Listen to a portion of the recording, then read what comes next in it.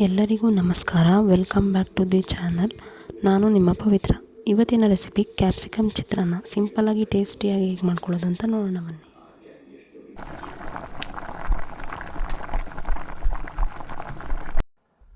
ಮೊದಲಿಗೆ stove on ಮಾಡ್ಕೊಳ್ಳಿ. ಆಮೇಲೆ ಒಂದು ಕಡಾಯಿ ಇಟ್ಟು ಅದಕ್ಕೆ ಸ್ವಲ್ಪ ಎಣ್ಣೆ,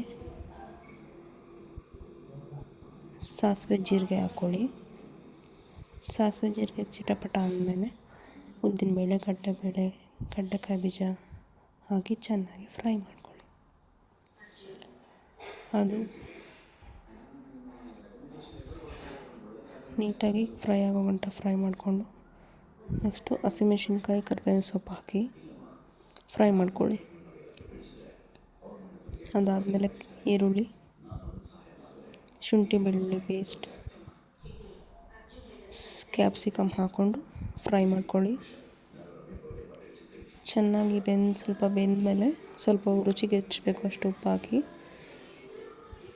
ಫ್ರೈ ಮಾಡಿ. ಮತ್ತು ಟರ್ಮರಿಕ್ ಪೌಡರ್ ಹಾಕಿ ಫ್ರೈ ಮಾಡಿ ಎಣ್ಣೆ ಬಿಡೋ ಗಂಟ ಬಾಡಿಸ್ಕೊಳ್ಳಿ. ನಂತರ ಟೊಮೆಟೊ ಹಣ್ಣು ಹಾಕಿ ಚೆನ್ನಾಗಿ ಬಾಡಿಸಿ ಎಲ್ಲ ಬೆಂದ ಮೇಲೆ ಎಣ್ಣೆ ಬಿಟ್ಕೊಡೋ ಥರ ಆಗುತ್ತೆ. ಆಗ ಕೊತ್ತಂಬರಿ ಸೊಪ್ಪು ಹಾಕಿ ಚೆನ್ನಾಗಿ ಫ್ರೈ ಮಾಡಿ ಎಣ್ಣೆ ಬಿಡೋ ತನಕ ಬಾಡಿಸಿದ್ರೆ ಕ್ಯಾಪ್ಸಿಕಮ್ ರೈಸ್ ರೆಡಿ ಆಗುತ್ತೆ.